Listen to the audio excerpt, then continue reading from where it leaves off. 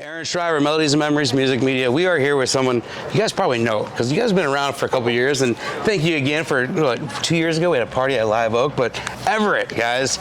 So welcome back to kind of finally talk again, catch up with you guys, and we're finally at Americana Fest where, like I was telling you guys a few minutes ago, you fit. I feel like I believe this is where you guys have belonged for the last 3 or 4 years. How does it feel to be playing this festival, having a showcase here, and with the history of Americana Fest, I think they're 25 years this year? Oh, I didn't know that. 25 years. Yeah, I think this is their 25th year. I just saw that today. So what does it mean to you guys finally actually play a festival where, like I said, I feel like you belong the whole time? Yeah. Well, we both love Americana music. It almost feels like a new genre. I feel like that word became, maybe I'm wrong about that. Maybe it's been around for 100 years. I don't know. But it's awesome, man. We're here at the basement, the OG basement here in Nashville, and we always love this venue. But it's an honor to be a part of. Anytime we get to strum our guitars and people want to check it out, it's cool, man. And this is no different. I'll say this, dude, and we were talking about this a minute ago, so pardon the regurgitation or whatever, English. Recycling. There it is. And when we first got rolling on the Everette music, you're always French for Everett. Yeah. Just gotta. But like, you start thinking about like, well, what shelf does your CD, your ADAT tape go on, or whatever the hell it is, and you have those conversations. I was like, I feel like we could kind of be a band that kind of go, and this is 2017. I was telling you earlier, but like, maybe we could be kind of the Lightning 100, the Americana thing, and also kind of be the, I feel like we love everybody, and hopefully everybody won't hate us, and I don't know, I kind of thought maybe we'd land somewhere like this and a little bit everywhere, and it just, took us 7 years. Yeah. Well, like I said, we've been covering this festival 3 years, and there's been one thing missing, and they finally found what it was. You guys are here, so we're excited to see this showcase tonight. Man, I cannot wait. But hey, congratulations, new EP, Keys to Kentucky. Dude, where does the inspiration for this EP come from? How did you compile these songs to this EP? Man, it was kind of a natural thing, As you know, we've been the opener for a lot of great acts, and when we do that, we usually just go out either just me and Anthony, or me and Anthony, a percussion player, and it's me on acoustic, Anthony on his resonator, and people just seem to love that, and we love it. Maybe they can feel our energy, and it feels comfortable. It always has felt comfortable for us. That's how we started playing music. It was just me and Anthony on acoustic guitars at a little bar called Froggy's in Bowling Green, Kentucky. But and so man, the song Keys to Kentucky, I would say that, and probably High and Lonesome, probably led the charge for this EP to break it down and strip it back a little bit and get back to the basics. I guess it was early last year, we were still with a record label, and love those people and love what they were able to do, help us do, and we got to do all kinds of cool shit. But like, there was a departure earlier last year, and we were really wrestling, like, what's next? And it was more or less like, let's just do 100% whatever the hell we want to do, and whatever feels good. And we started playing those songs, and it was like, we've never truly just gone like all in on that. And with this project, it was like there were no holds barred. It was like, and we're not worried about like production tricks or anything like that. It was basically like, people hear the way it's going to sound on that stage is more or less the way we recorded it. Get in a room, you put up some microphones, and hopefully you don't mess up too bad. When we're talking about those late 90s bands, it's kind of that feel too, man. Yeah. You get what you heard on the record, you get it live. So that's why I've always liked about you guys, dude, because you guys are authentic like that. So awesome, pretty cool. So we were talking when you get ready to go on tour with Larry Fleet next year. Man, how are you guys preparing for this journey? Any places you're looking forward to stopping maybe, or lots of stretching, hot tubs, saunas, whatever we can do. Now, we've done shows with Larry before, and become really good friends with him, and going to be doing some hanging with him and his family and kids and stuff. And he's a good man. He's chill, relaxed. He's exactly what you think he'd be, and that's always nice when you get to go on the road with somebody, not only that you like musically or share taste, I guess you'd say, but get along with and keep it calm, because we're getting a little we're not spring chickens anymore. You know. Agreed. See this in my video? Yeah, dude. Why do you think my beard's short? Why do you think mine's colored? Yeah, right.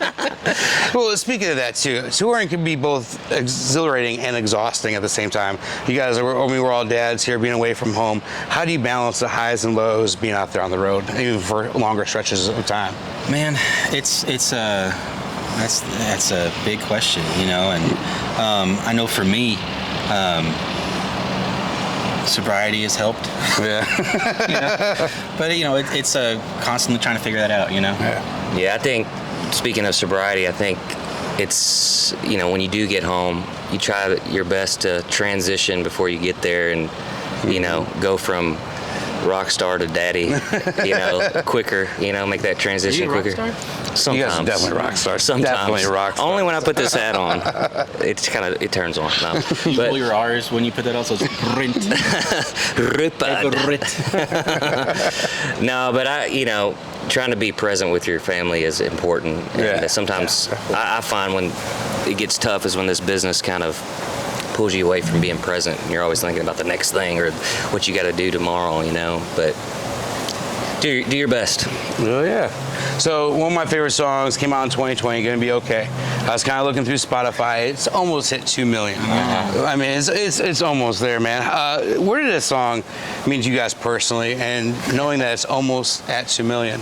Yeah. Well, I mean, how cool is that? Great question. Dude, so that you know, just taking it back to when it happened, I just thought, I feel like a lot of our songs that maybe have a little special sauce that you can't really totally figure out why. I just started playing a weird keyboard thing, and it was these the chords that happened in that sound. And it was kind of like, whoa! I think we were actually writing a different song, and then we were writing with our buddy Brian Simpson, who we just recorded a song that he wrote. We didn't write. That's coming out October 4th. We're talking with him Saturday, so I'll have to talk to him about that. But like, so I guess that was probably 2018 or 19 when we wrote the song, made a demo, and we're more or less kind of, Tim McGraw. Yeah. Was actually in the studio. He asked for the producer asked for the lyrics, and we were He like, was gonna cut it. we're like, oh my Nice. God, we want to have a Tim, because we're songwriters. We're trying to make a career writing songs too, and we're like, oh my God, we're gonna, you know, all right, baby, pick out the new flooring you want. You know, we can go vinyl. We're gonna eat good this year. Right. We can level up to brand name Cheerios. No But, like, Aldi brand. We're gonna go to the big store today. We're gonna go to Publix. We're moving up to Panera Bread tonight, baby. So Tim, you know, I call him Tim now, you know, Timmy. But he didn't cut the song, and you know, as it happens, and that's fine, you know, fuck him. No, I was kidding. But like, it is so it just kind of sat for a minute, and we loved the song, and then pandemic 2020, and we're going like, what do we do now? We actually had a record we had recorded, 14 songs. 14 songs. Yeah. And we had that one just kind of Gonna Be Okay dangling as a demo, and I don't know if it was me or you, but we were kind of like, a song like that would be really powerful right now in the world. You know, the world was literally on fire. Yeah. You know, and people They hit it at the right time. yeah, and like made a stupid little video. Like my wife shot we did it all remotely. Like we never got together. I just told Brent like, hey, get Caroline, if she's cool with it, to just take a bunch of video of you, and I'll figure out how to put it together. And we just threw it out there, and really zero promotion. Our label was kind of like, I don't know, sure, why not? Test the waters. Yeah, and then like, you know, fast forward like a year after that, our manager we had at the time was kind of like, did you all know, or did you find out? Yeah, I saw it on Spotify. I was like, what? This little song we didn't promote, nothing. Yeah. Like, it was the least amount of work we've done. Because Anthony, he did that demo, and it was so great. And I don't know if we upgraded it or not, or if it was just the demo. I think I turned a knob or two. Yeah, and that's what you hear, and it never felt like an Everett song before 2020, and when that hit, it was like, because that's kind of our mission, you know. Most of the time, we have a good time, we have fun songs or whatever, but there's a time and place for music to heal, you know, and we feel like that song could do that. I mean, so we were on our way down here today, and it came on while I was listening to a playlist, and it's like, dude, that's the song. That's why I know it's 2 million. I'm like, I gotta ask him about that song. So. Somebody requested that last weekend. Was it last weekend we were in Texas, or the weekend before? Dallas. Yeah, like there was like there's a few people that wanted to hear that song, and so we didn't have it in the set, but we just kind of did it at the end as our encore. Nice. And people were like crying and stuff. Yeah, It dude, was like it's this a couple's- powerful song, man. Yeah, and it's just we're unaware sometimes. You know, you just put music out there and hope it hits people. And But it this one, works. yeah. Well, that's one for sure. So my final question is kind of a little fun thing off the cuff. If you could go back and witness any historical event ever, what would you go back just so you could see with your two eyes? What event? Oh boy, that's a. There's probably a million things. Yeah. Maybe not a million. Maybe like more like 100,000. I don't know. Man, I would have loved to seen Elvis when he came out or something like that, you know, or like the Beatles, some historic musical thing where it shifted the atmosphere of music and the direction it was going to go from there on out. And I can't shake my hips like Elvis, so maybe I could have taken some notes or something. That's maybe. kind of like where I was going. I don't want to be at Woodstock. I don't want to go to Woodstock 69. Yeah, another. That's yeah. right. I'd want to go back and see that. Just to be Absolutely. part of that. That's where I was The whole heading. thing. Be a photographer. No, it's all good. Be a photographer in that crowd or something. Oh my God! Like I talked to my mom, which I know she was kind of riding the tail end of all that, but like talking about, like I've been listening to Led Zeppelin again here, and she's like, oh my gosh, I remember when this record came out. And I'm just like, how cool would it be? We were just talking a minute ago about like Alice in Chains or whatever stuff that was coming out in the '90s when we were Limp Bizkit. Yeah, Limp Bizkit, all that stuff. And Why is he so mad? You're supposed to break stuff. But like, but man, like Put that in the set tonight. these huge, like, groundbreaking things, stuff that, both in the recording space as well as live music, just truly revolutionary. It was before, I think, technology kind of maybe took some of the humanness. Unfortunately, and I'm not trying to get into all that, but like, I would love to go back to that era, the Summer of Love, or just around that time, and just be amongst. Just witness all those people getting along one single time, and just walk around music. naked. and I do that anyway, so yeah, it's a summer of love in 2024. It's here, the baby. summer love all the time at his house. All right, y'all. Everett, check out Keys of Kentucky. Next year on tour, Larry Fleet. Don't miss that. But just check him out, guys. See you soon.